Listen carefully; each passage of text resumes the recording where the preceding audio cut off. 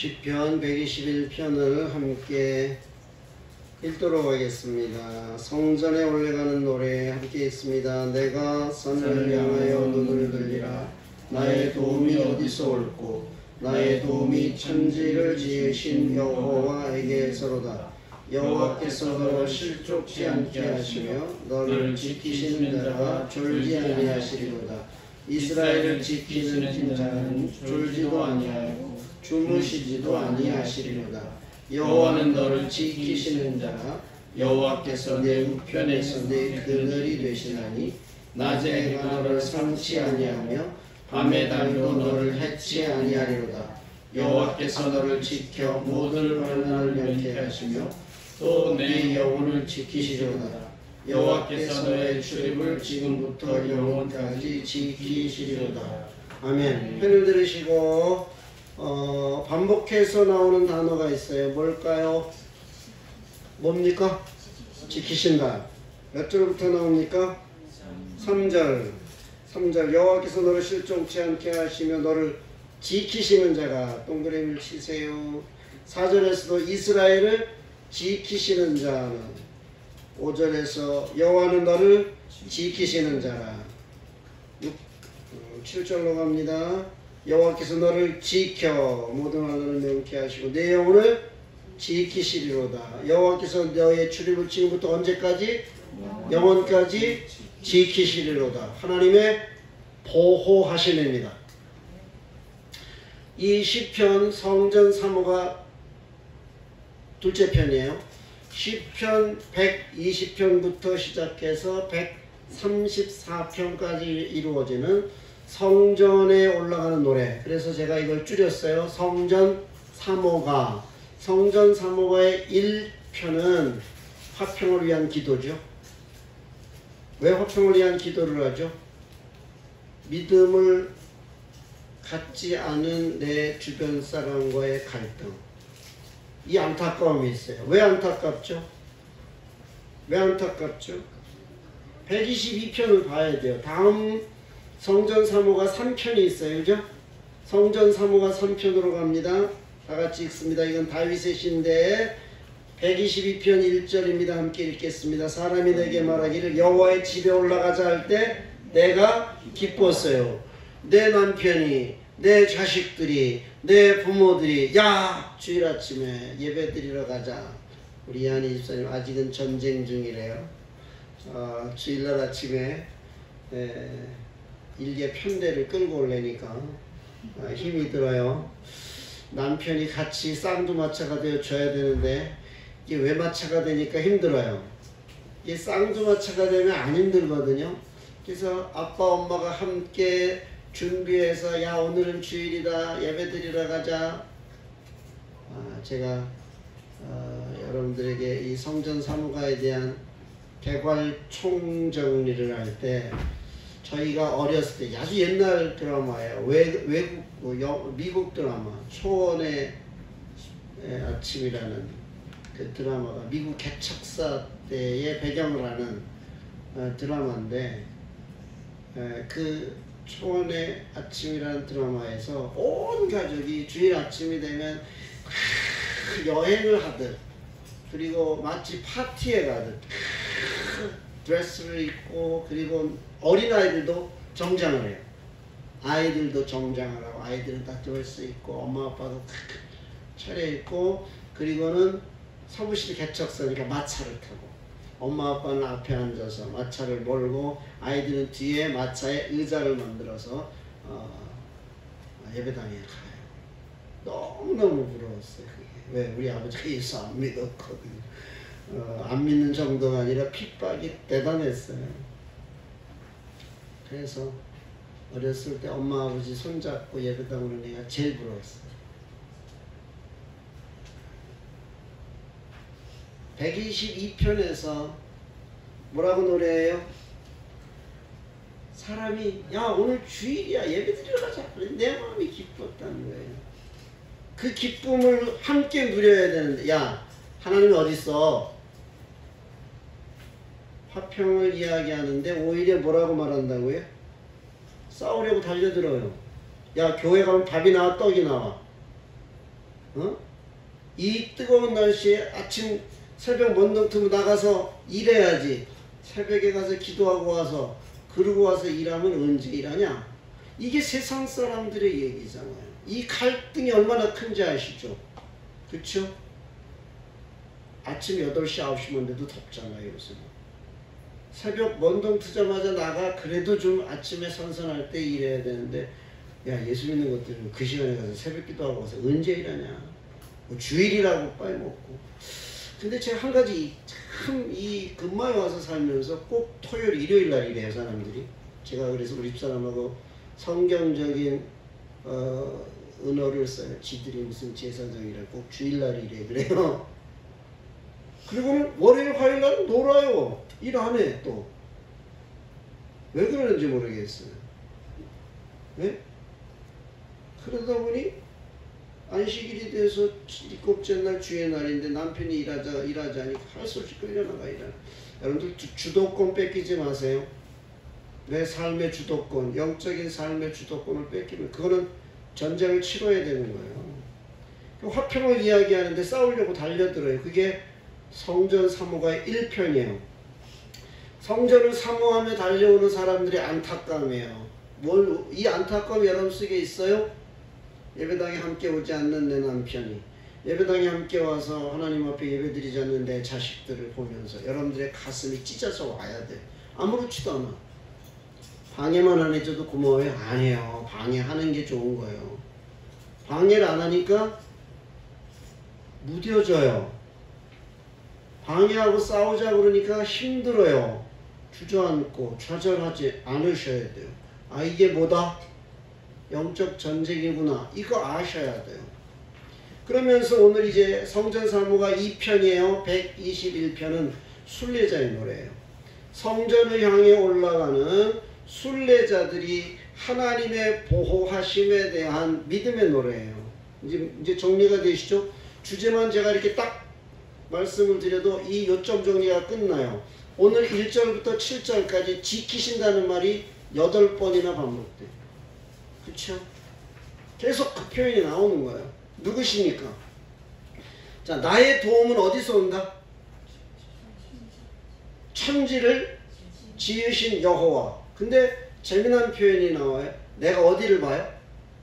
내가 산을 향해 눈을 들었어요. 그 산이 뭘까?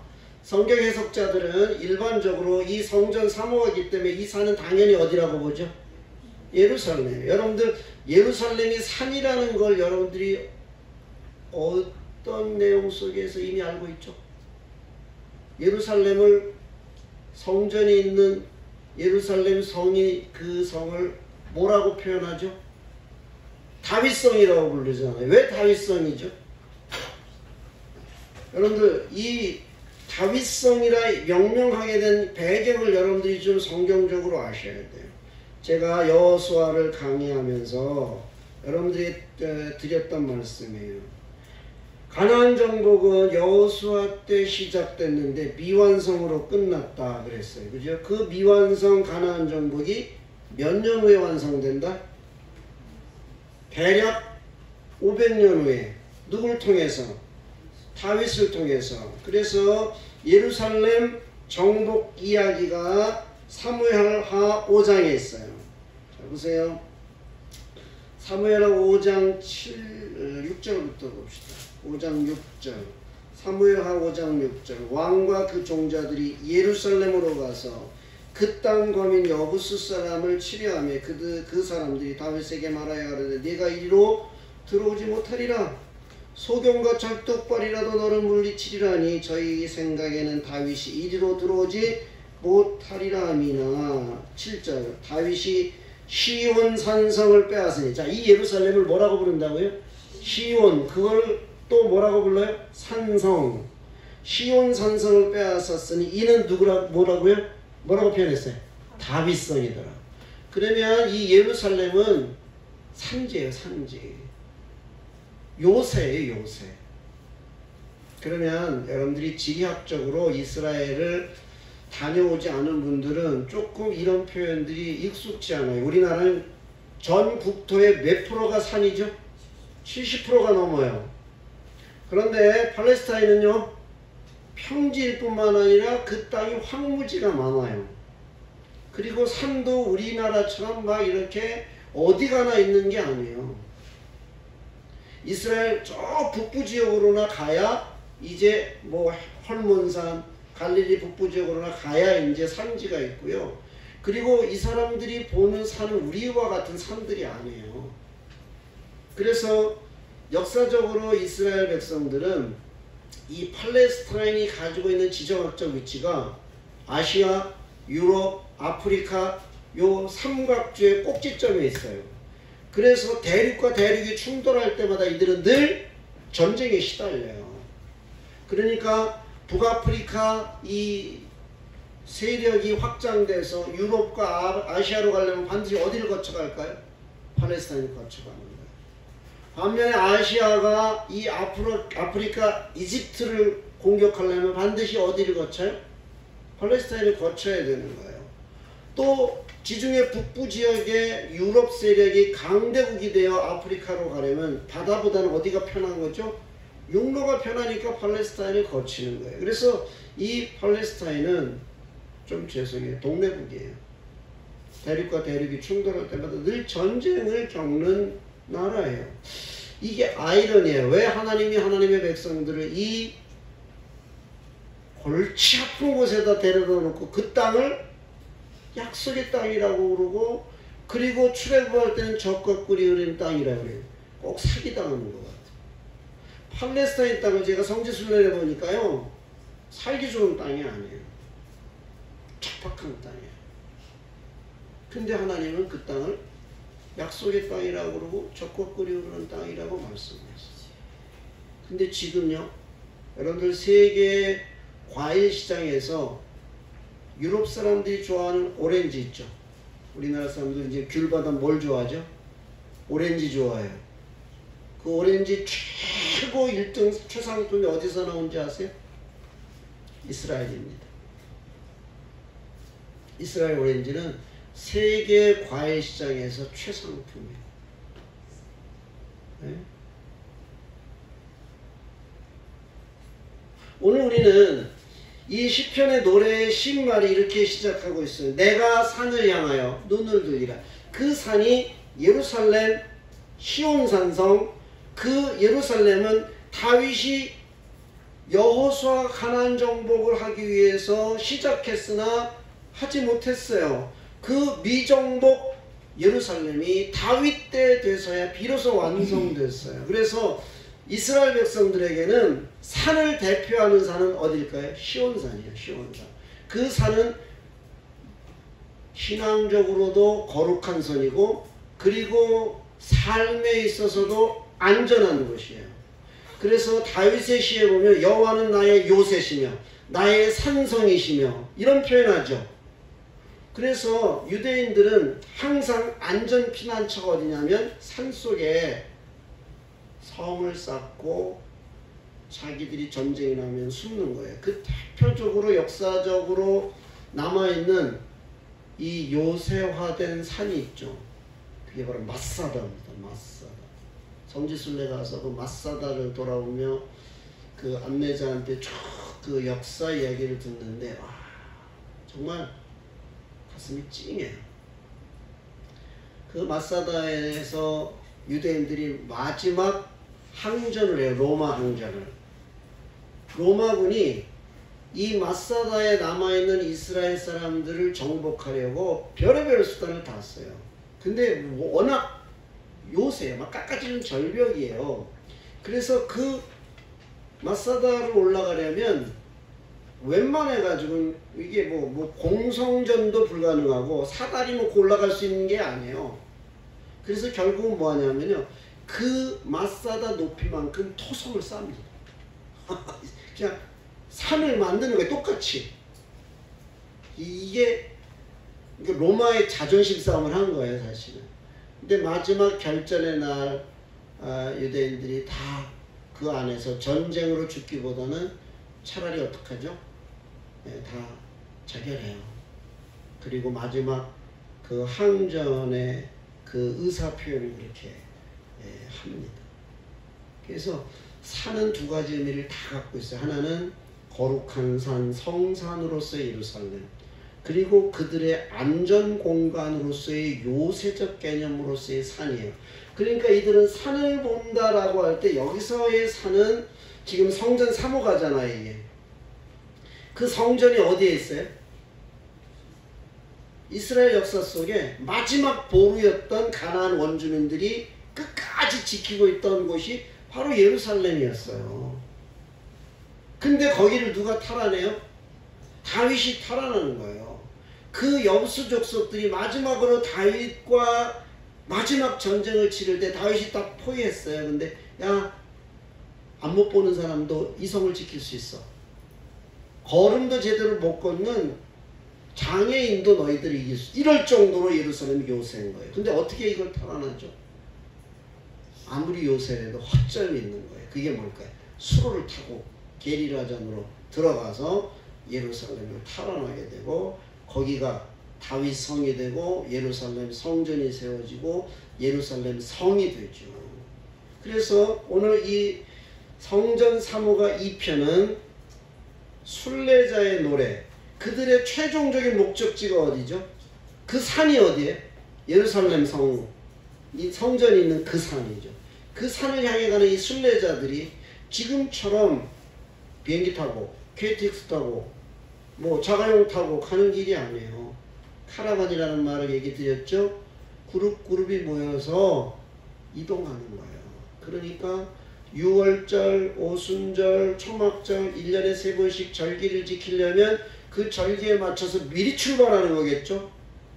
걸어서 가니까. 돈 있는 사람들은 약대도 타고 마차도 타고 하지만 그렇지 않은 서민들은 걸어서라도 가야 돼요. 그러면서 그들에게는 늘 안전보장에 대한 두려움이 있는 것이죠. 여러분들 세계 여행을 할 때 제일 중요한 게 뭐죠? 치안입니다. 치안. 내가 그 나라에 가서 여행을 하는데 내가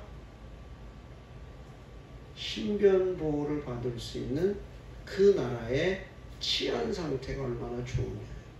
여러분들 동남아 여행 많이 가는데 필리핀만 해도 불안해요. 왜죠? 왜? 살인 강도가 많아요. 납치 사건. 여러분들 지난달에 우리나라 그 개그맨의 거두였던 서세원 씨가 원래 지병이 있었다가 병원에 들어가서 치료받다 죽었어요. 열악하거든요. 동남아의 의료 환경은 대단히 열악해요. 그리고 한국 사람들은요, 현찰을 많이 갖고 다녀서 이 타켓이에요. 그래서 굉장히 안전에 대한 경계를 많이 하고 있어요. 자, 주목합시다. 이제 내가 산을 향하여 지금 가고 있어요. 그러면서 지금 이들에게는 뭐가 지금 불안하죠? 그곳까지 갔다 오는 이 순례의 길에 안전보장이 확보되지 않은 거죠. 그래서 그들이 자신들의 이 순례 여행을 누가 책임져 줄 것을, 하나님이 책임져 주실 것에 대한 믿음의 노래를 하는 거죠. 그 노래를 부르면서 내가 산을 향해 눈을 들리라. 나의 도움이 어디서 올까? 나의 도움이 천지를 지으신 여호와에게서로다. 이 하나님에 대한 존재인식이 천지를 지으신 창조주라는 이 의미는 대단히 중요한 신앙의 개념이에요. 시편 115편으로 앞으로 잠깐 넘어갑시다. 시편 115편에 보면 뭘 경계하죠? 우상에 대한 경계를 하죠. 115편 2절 어찌하여 열방으로 저희 하나님이 이제 어디 있느냐? 하나님 어디 있어? 이게 세상 사람들의 이야기, 그죠? 하나님 보여봐. 그럼 내가 믿을게. 야, 하나님 못 보여? 차라리 내 주먹을 믿어. 이런 얘기를 세상 사람들이 하는 거죠. 그러면서 115편에 우리 하나님은 어디 계셔요? 3절 오직 우리 하나님은 하늘에 계셔서 원하시는 모든 것을 행하시는 분이야. 하나님의 주권을 이야기해요. 그러나 4절 저희의 우상은 어떤 거죠? 은금. 사람의 수공물이야. 말도 못해. 눈이 있어도 보지 못해. 귀가 있어도 듣지 못해. 코가 있어도 맡지 못해. 손이 있어도 만지지 못해. 발이 있어도 걸어다니지 못해. 목구멍이 있어도 말도 못해. 그 우상은 다 사람이 만든 거야. 그런데 9절 이스라엘아 여호와를 의지하라. 그는 누구시라는 거예요? 너희의 도움이시라는 거예요. 그분이 누구시기 때문에 천지를 창조하신 하나님의 15절 쭉 내려오세요. 너희는 천지를 지신 여호와께 복을 받은 자로다. 할렐루야. 자, 우리는 이 우상을 믿는 세상 사람들과는 본질적으로 다른 천지를 창조하신 하나님을 믿는 사람들이야. 할렐루야. 이게 시편에서 끊임없이 강조되어지는 표현이에요. 124편으로 또 가보세요. 이 창조주의 신앙은 끊임없이 반복되어지는 가장 중요한 이야기예요. 자, 보세요. 114편 1절을 보세요. 이스라엘이 이제 말하기를 여호와께서 우리 편에 계시지 아니하시고 사람들이 우리를 치려할 때 여호와께서 우리 편에 계시지 아니하셨다면 그때 저희 노가 우리를 다해 맹렬하여 우리를 산채로 삼켰을 거다. 이게 다윗의 시예요. 제가 총정리하면서 이거 다뤘어요. 그러면 그 하나님이 누구냐? 6절에 우리의 도움은 누구다?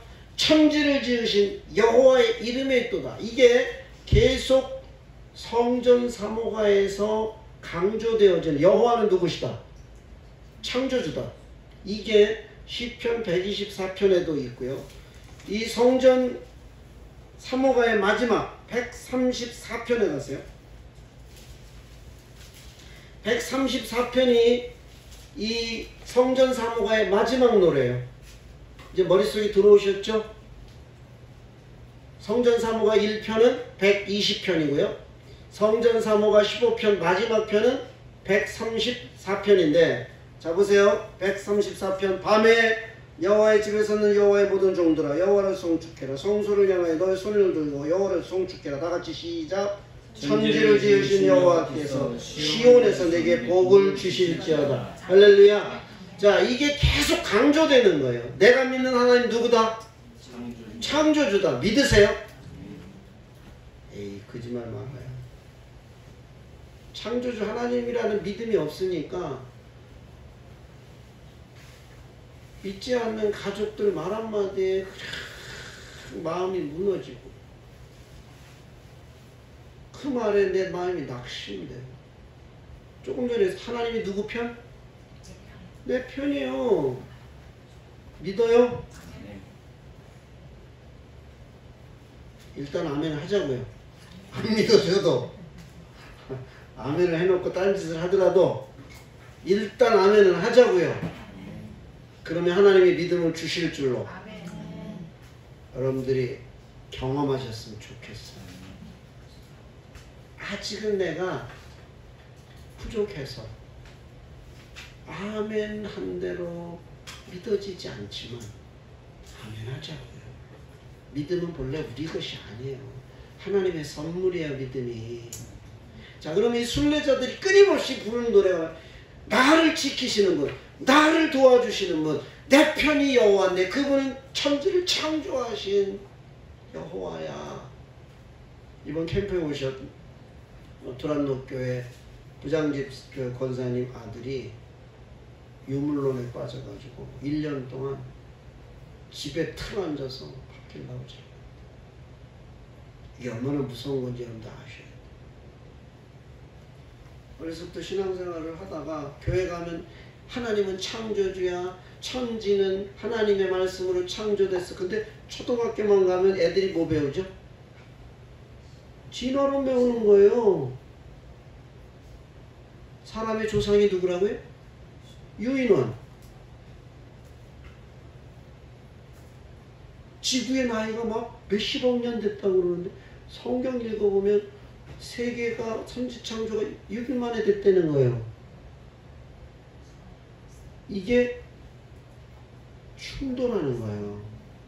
교회 오면 창조를 얘기하는데 학교만 가면 진화론을 얘기하는 거예요.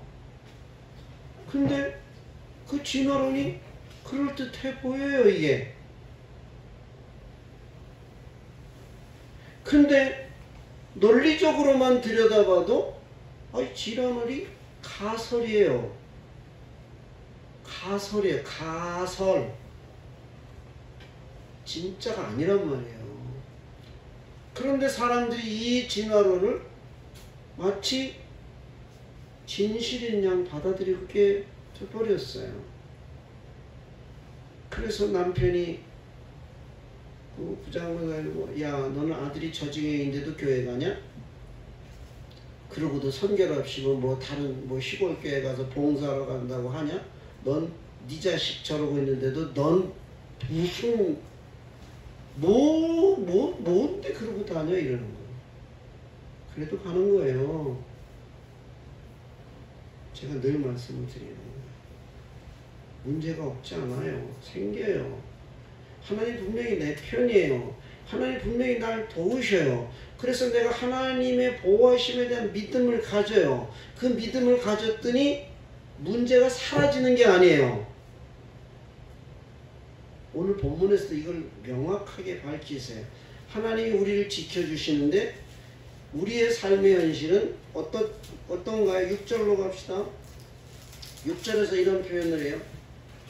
하나님이 우리를 지키시는데 어떤 상황이죠? 6절 121편 6절 가세요. 낮의 해가 너를 상치 않고 밤의 달도 너를 해치 않게 할 거야. 7절 여호와께서 너를 지켜 모든 환난을 면케하시며 또 내 영혼을 지키시리로다. 여기서 환난이 없어졌다고 말하지 않죠? 여전히 환난이 있는데 그 환난 속에 우리가 멸망하는 것이 아니라 그 환난 속에서 하나님이 우리를 건져주시고 우리의 영혼을 보호해 주세요. 이 하나님의 보호하심은 하나님께서 우리를 책임져 주신다면 우리는 자꾸 이런 기대감을 갖는 거예요. 아무 문제가 없기를 바라는 거예요. 꽃길만 걷고 대로가 열리고 아예 문제가 없기를 바라요. 창세기 37장으로 갑시다. 제가 이걸 설명드리면서 꼭 여기 이거 말씀드려요. 창세기 37장 1절입니다. 야곱이 가나안 땅과 그 아비의 우고하던 땅에 거하였으니 야곱의 약전이 이러하니라. 그리고는 바로 누구 얘기가 나오죠? 요셉 얘기가 나와요. 요셉이 17세 소년이었다. 뭐 이런 얘기를 하고 요셉이 꿈꾸는 얘기를 해요. 근데 이 요셉의 생애를 다루는 성경 39장 창세기 39장 2절 다같이 시작. 여호와께서 요셉과 함께 하심으로 그가 형통한 자가 되어 지금 거기까지만. 자, 여호와께서 요셉과 함께 하시니 어떤 사람이라고요? 형통한 사람이 됐어요. 근데 그 다음에 읽어가면 뭐죠? 아니 그 이제 시간 없으니까 전체를 안 읽었어요. 형통했는데 뭔 일 겪어요? 누명 써가지고 주인 여주인을 겁탈한다고 그래가지고 누명 써가지고 감옥 가요. 이게 형통이에요? 형통이에요? 대답해 보셔야 돼요. 자, 하나님이 함께 하시니까 형통한인데 지금 종으로 팔려왔어요. 이거 말이 된다 안 된다? 말이 된다 안 된다? 내 생각으로는 말이 안 되는데 성경 형통하대요. 그러면 성경이 말하는 형통과 우리가 이야기하고 우리가 기대하는 형통은 본질적으로 다르다. 이게 이해되어지기까지가 제일 어려운 거예요. 우리는 예수 믿으면 무슨 일을 만나든지 만사형통하리라. 이 만사형통이 아무 문제도 없고 아무런 어려움도 없는 게 아니라는 거예요. 성경이 요셉의 생애가 형통하다 그랬어요. 누가 함께 하시니까?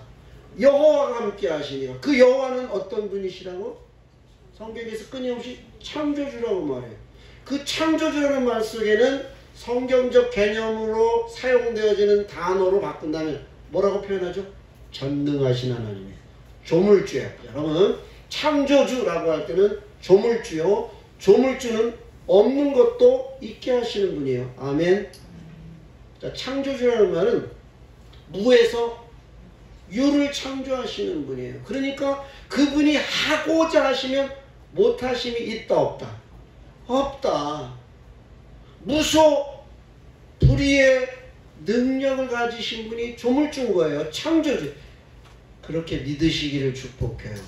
근데 우리는 이렇게 생각하는, 하나님이 창조주야? 무소 불위의 권위를 가지시고 하고자 하시면 못하심이 없는 분이 왜 예수 믿는 우리들을 이렇게 힘들고 어렵게 하시지? 우리는 이렇게 접근하는 거예요. 아니에요. 이렇게 접근하시면 안 돼요. 하나님은 전지전능하시기 때문에 예수를 믿는 사람이든지 예수를 믿지 않는 사람들이든지 다 뭘 만날 수 있다? 환난을 만날 수 있다. 그런데 다름이 뭐냐? 세상 사람들은 환난을 만나면 환난에 함몰에 멸망하는 거고, 예수 믿는 사람은 그 환난을 만나도 그 환난에 멸망당하지 않고 그 환난을 오히려 이기는 거예요. 극복하는 거예요. 아멘이 되셨으면 좋겠어. 내가 어떤 환난을 만나도 죽지 않는 거예요. 망하지 않는 거예요. 하나님이 나를 지켜주셔서 결코 멸망하지 않는 거예요. 오늘 이 개념이 얼마나 중요한 개념이냐. 여러분들이 믿음의 선한 싸움을 잘 싸우셔야 돼요. 이 싸움에서 실패하시지 말아야 돼요. 성전 사모가 1편이 참 중요하다는 거예요. 화평의 노래를 부르지만 끊임없이 내 주변의 사람들이 비웃고 그리고 싸우자고 달려들어요. 그래도 나는 어디로 향해요? 성전에 가야 되는 거예요. 낙심하지 말고, 낙심해서 포기하면 나도 같이 망하는 거예요. 화평을 구하는데 싸우자고 달려드는 사람 때문에 내가 낙심하고 주저앉아 있으면 같이 망하는 거예요. 그래, 뭐야 지잖아 뭐는 달린다? 에? 제가 이 강단에서 직설적으로 표현하기가 그래요. 뭐가 지져도 뭐는 달린다? 여러분도 속으로 해요. 지져라 지져. 어쩔 수 없어. 너는 이거 몰라서 마귀의 종로로 타니까 어쩔 수 없이 그러는 거 긍휼히 여기세요. 긍휼히 여기셔야 돼요. 긍휼히 여기고 나는 뭐예요? 순례의 노래를 부르는 거예요. 이 성전 사모가 2편이 뭐냐면 그 갈등이 있어요. 그 아픔이 있어요. 그래도 나는 어디를 향해 올라가요? 성전을 향해 올라가면서 노래를 부르는 거예요. 나의 도움이 어디서부터 온다? 천지를 지으신 여호와에게서로도. 할렐루야. 이 믿음을 여러분들이 가지시기를 축복합니다. 그래서 이 성전 사모관을 부르면서 이제 그 하나님의 보호하심은 어떤 이야기로 전개되냐면, 제가 이렇게 정리를 했어요. 하나님의 보호하심은 완벽하다 그랬어요. 제가 민수기 강의하면서 이런 얘기 드렸어요. 민수기 1장부터 10장까지 이야기는요, 인구조사, 그리고 진영구축, 그리고 행진대열, 그리고 어떻게 갈 건가, 그리고 이미 그렇게 완성된 진영은 거룩해야 된다, 이런 얘기가 1장부터 10장까지 다뤄지고 그들이 출발하기 전에 성막이 지어졌다. 그리고 성막을 지어놓고 그들이 뭐한다? 절기를 지켰다. 그리고 이제 그들에게 하나님이 어떻게 출발하실 건가를 준비를 다 시켰어요. 하나님의 임재가 성막 가운데 머물러 있는데 그 구름이 하늘로 오르면 출발 신호로 시각적 사인. 그 다음에 뭐하죠? 제사장에게 은나팔 2개를 만들어서 나팔을, 잘 보세요. 이게 얼마나, 이게 히브리인들은요 감각적 정서를 가지고 있는 민족이에요. 보이고 듣고. 그래서 하나님이 성막의 구름으로 보이시는 거예요. 시각적 사인이요. 나팔을 불어요. 청각적으로 듣는 거예요. 그리고 끊임없이 노래를 부르는 거예요. 이게 대단히 중요한 거예요. 입으로 시인해야 구원에 이른다는 얘기는 굉장히 중요한 거예요. 그래서 여러분들에게 제가 무슨 이 샤머니즘 교주가 돼서 여러분들에게 세뇌시키려는 게 아니라, 여러분들이 말씀을 듣다가 믿음이 없어도 일단 아멘부터 하라고 제가 왜 말하느냐, 내 말이 시가 돼요. 내 입술의 고백이 내 믿음이 돼요. 이제 하나님의 보호하심을 노래하는 이 3절부터 시작해서 끝절까지 8절까지의 이 노래를 보면 하나님의 보호하심이 얼마나 완벽하냐. 하나님은 우리를 실족지 않게 하시기 위해서 졸지도 않고 주무시지도 않는다. 졸지 않는다는 말을 반복해요. 그죠? 3절 갑시다. 3절. 여호와께서 너로 실족지 않게 하시며 너를 지키시는 자가 뭐한다? 졸지 않는다. 4절에서 한 번 더 하죠. 이스라엘을 지키시는 자는 졸지도 않고 주무시지도 않는다. 이거 무슨 비유죠? 누가 이렇게 하죠? 누가 졸지도 않고 자지도 않고 이렇게 하는 사람이 누구죠? 파수꾼. 파수꾼은 자면 안 되는 거예요. 그렇죠? 파수꾼이 졸면 다 죽는 거예요.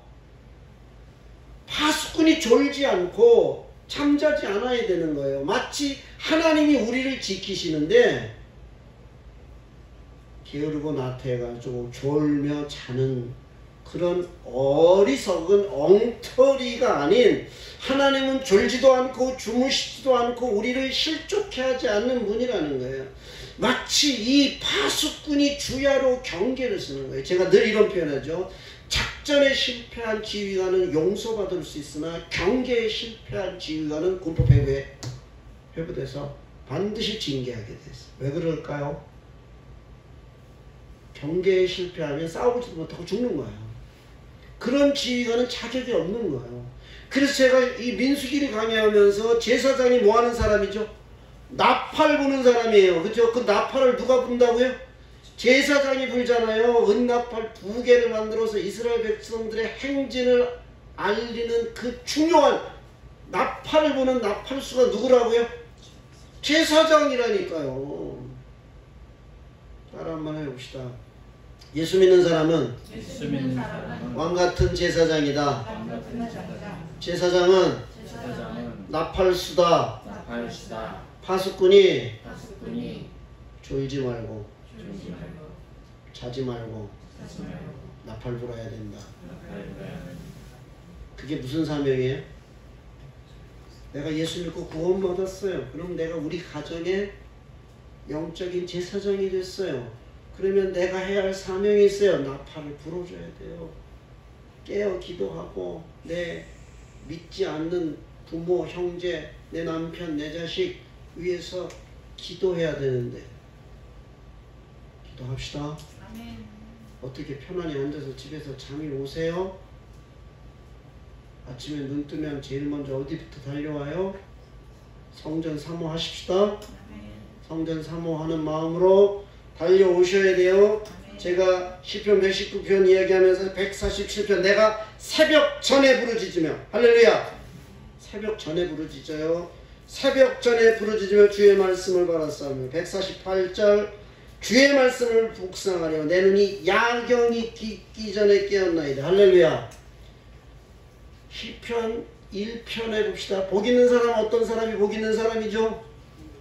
시편 1편 복 있는 사람은 2절 오직 여호와의 율법을 즐거워하며 그 율법을 어떻게 해요? 주야로 묵상하는. 할렐루야. 하나님의 말씀을 주야로 묵상해요. 하루 왼종일 지나면서 하나님의 말씀을 기억도 안 나요? 예?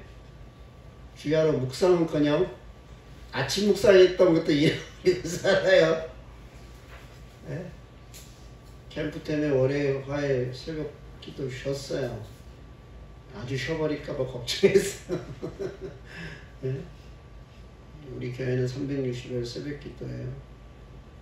제가 이번 주에 목사님 한 분과 교제하다가 우리 교회는 360일 새벽 기도합니다. 그랬더니 아, 목사도 쉬어야지요. 그래요.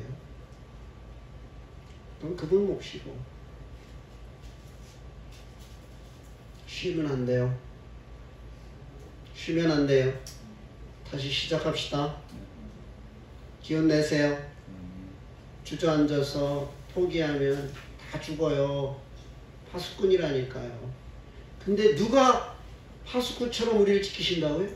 하나님이, 여호와께서 파수꾼처럼 나를 지켜주시죠. 그래서 제가 이렇게 앞에 서론을 달았어요. 하나님의 보호하심은 다 같이 완벽하다. 민수기에서도 제가 이 말씀을 했어요. 2차 광야 준비는 완벽하다. 믿으세요? 믿으세요? 근데 완벽했어요. 하나님의 준비는. 근데 출발하자마자 원망하는 거예요. 하나님은 완벽하다고 말씀하십니다. 하나님의 보호하심에 대하여 우편에서 그늘이 드신다. 성경에서 사용되는 단어의 의미들을 잘 찾으셔야 돼요. 우편의 개념은 언제나 뭘 가지고 있을까요? 이걸 오른손잡이 오해하시면 안 돼요. 성경에서 우편이라고 할 때는 이 우편의 우위성을 어디서 잘 보여주는가 하면 창세기 48장에 가면 야곱이 그 요셉의 두 아들을 안수하는데 이렇게 엇갈려 안수해요. 그죠? 기억하시죠? 성경? 오늘 시간 없으니까 그냥 얘기만 해요. 야곱이 임종이 가까우니까 요셉을 축복하는데 요셉을 직접 축복하지 않고 요셉의 두 아들을 데려다가 요셉에게 축복하던 손자에게 축복하는데 손으로 엇갈려요. 그러니까 요셉이 기분이 안 좋았어요. 아버지 정신 좀 차리세요. 눈이 안 보이세요? 이거 이렇게 바꾸세요. 오른손으로 장자를 안수하셔야죠. 아니다. 그리고 이걸 엇갈리는 거예요.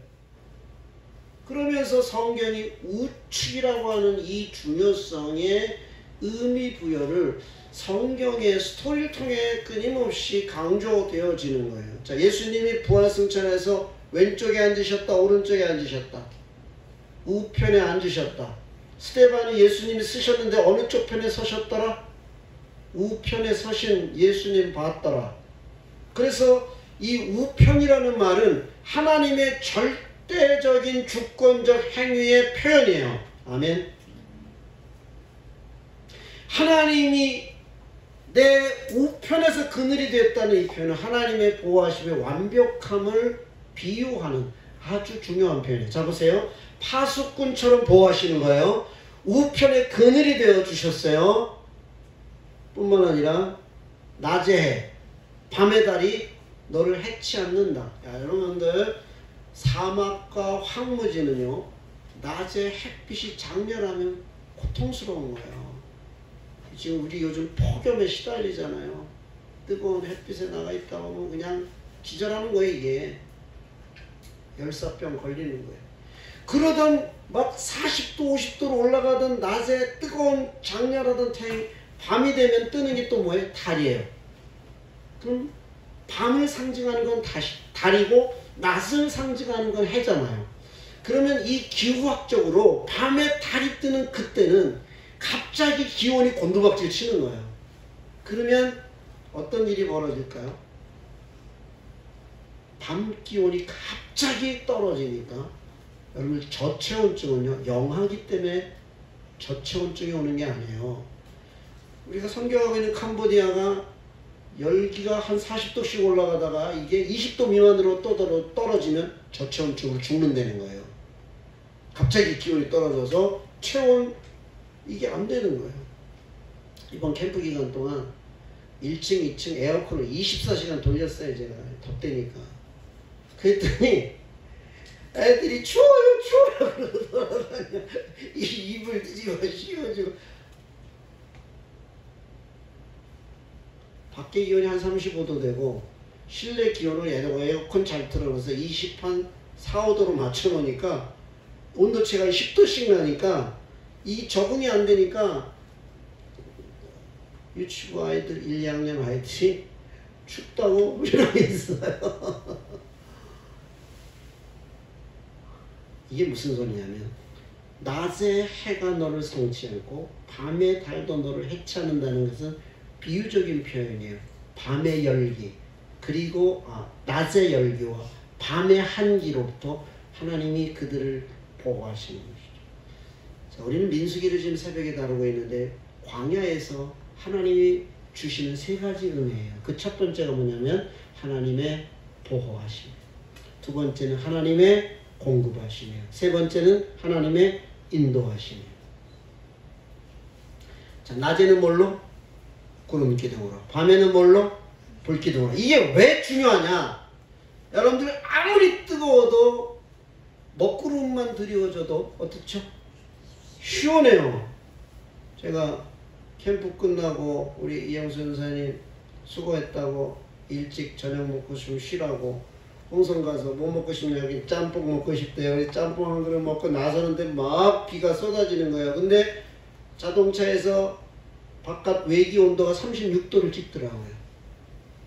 근데 홍성 짬뽕 먹고 한 그릇 먹고 딱 출발하는데 막 소나기가 먹구름이 지면서 쫙 쏟아지는 거예요.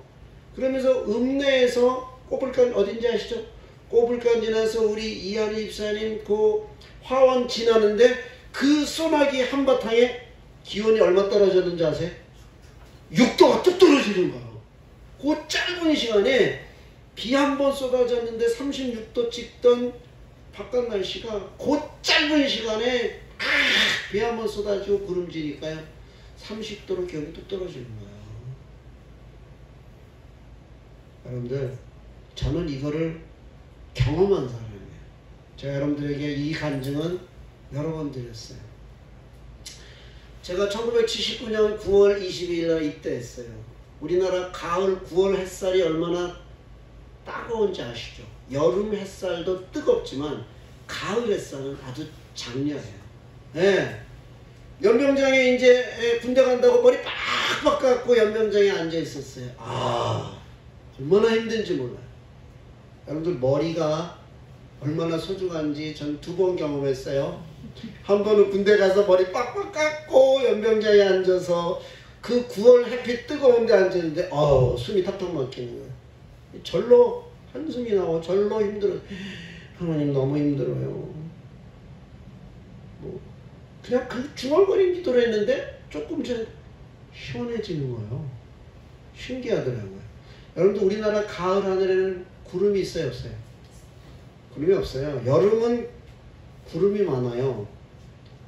캠프하면서 우리 집사람하고 그래서 여보 요새는 옛날에 추억이 다 사라졌어. 여름 성경학교 하면 꼭 부르는 찬송이 있었어요. 우리 장로님 혹시 그 여름 성경학교 교가 기억하세요? 흰 구름 뭉게뭉게 피는 하늘에. 우리 권사님도 아시네. 아침에 명랑하게 서사. 한 30년을 부른 것 같아요. 근데 1990년대 지나면서 이게 교가가 없어졌어요. 성경학교 노래들이 쏟아져 나오면서 이 노래가 없어졌어요. 우리 이한희 집사님 기억나요? 몰라요? 저 세대부터는 모르는, 알죠? 저 세대까지는 알 거예요. 여름에는 흰구름 뭉게뭉게예요. 가을에는 푸른 하늘이잖아요. 구름 한 장 없잖아요. 근데요, 정말 신기한 걸 봤어요. 구름이 띠를 이루면서 이게 동서로 쫙 하루 종일 그늘해지는 거예요. 믿거나 말거나. 그때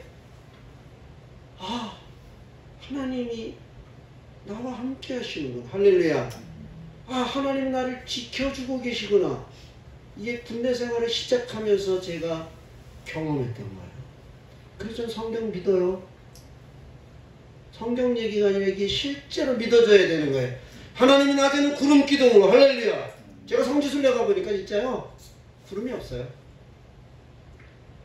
건기, 우기가 딱 나눠져서 우기철이 아니면 구름이 없어요. 엘리야가 갈멜산에서 올라가 비 오기를 위해서 기도하는데 사원에게 뭐라고 말하죠? 바다를 좀 봐라. 뭐가 보이냐? 아무것도 안 보여요. 그거 7번 시켜요.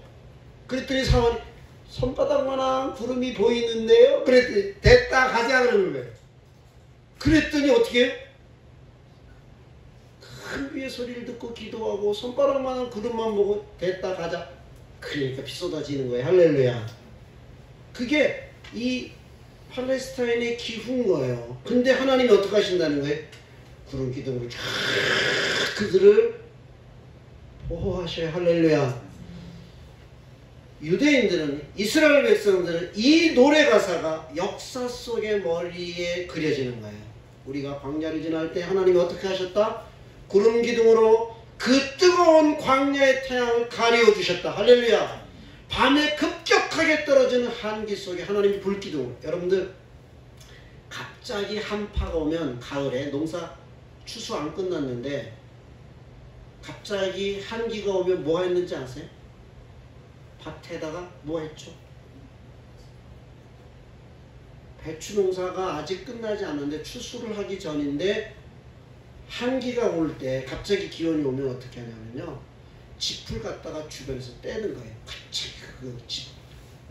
가을 추수하고 나면 볕단 있잖아요. 볕단들을 저녁에 태우면 그 볕단이 뭐가 되죠? 연기가 돼서 기온을 마치 모처럼 이불을 덮는 것 같은 효과를 주는 거예요. 근데 요즘은 사람들이 이걸 모르더라고요. 여러분들 배추 농사 짓다가 뭐 워낙 규모가 크면 할 수 없지만 규모가 작은 사람들은 일기예보 들으시고 갑자기 한파가 온다 그러면 저녁에 밭 좌우에서 저녁에 주무시기 전에 집만 한번 태워놔줘도 그것이 연기가 이게 뭐처럼 효과를 줘요? 이게 이불 덮어놓은 것 같은 보온 효과를 줘요. 그래서 밤에는 뭘로? 불기둥으로 하나님이 그들을 보호하시는 거예요. 하나님의 보호는 완벽하다는 얘기를 제가 그래서 표현할 수밖에 없는 거예요. 그래서 하나님의 보호하심이 마치 낮에는 햇빛에, 밤에는 달에, 이건 상징적인 언어예요. 그러면서 하나님은 우리를 환난을 면케 하시고 우리 영혼을 지키시는데 언제부터 언제까지? 언제부터 언제까지? 지금부터 영원까지. 할렐루야.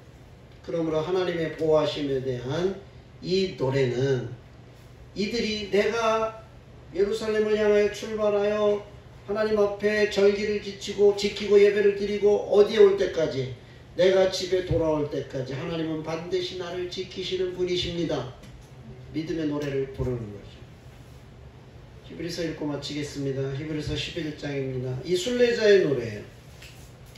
히브리서 11장 가면 이제 이 성전을 향해 올라가는 순례자의 노래가 히브리서에서 어떻게 다뤄지고 있는가. 히브리서 11장입니다. 히브리서 11장 13절 다 같이 봅시다.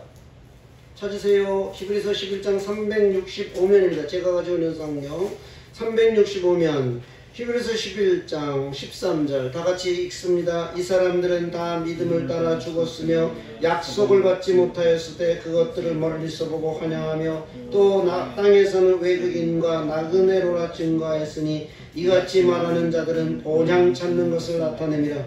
저희가 나온 바 본향을 생각하였다면 돌아갈 기회가 있었으려니와 저희가 이제는 더 나은 본향을 사모하니 곧 하늘에 있는 것이라. 그러므로 하나님이 저희 하나님이라 일컬음을 받으심을 부끄러워 아니하시고 저희를 위하여 뭘 예배하셨다?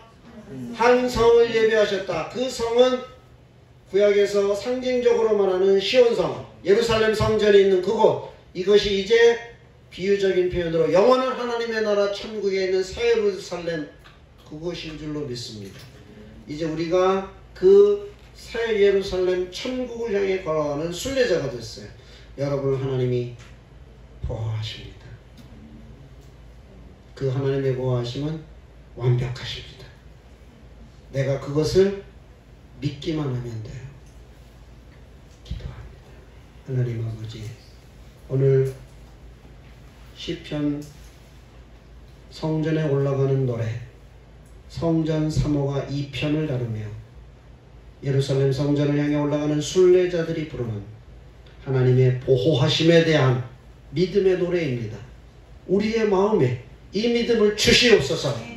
하나님이 나와 함께 하십니다. 하나님이 내 편이십니다. 하나님의 보호하심은 완벽하십니다. 두려워하지 않게 해주시옵소서. 믿음의 사람 되게 해주시옵소서. 이 성전 3호가 2편의 이 순례자의 노래가 이제는 나의 노래가 되게 해주셔서 하나님의 영원한 나라 저 천국 새 예루살렘을 향해 가는 우리의 걸음 속에 두려움이 없게 하여 주옵소서. 담대함을 주시옵소서. 다투지 않게 해주옵소서. 낙심하지 않게 해주시옵소서. 좌절하지 않게 해주시옵소서. 이 믿음의 길에서 승리하는 우리 모두가 되게 하여 주시옵소서. 예수님의 이름으로 기도하옵나이다. 아멘. 하늘에 계신 우리 아버지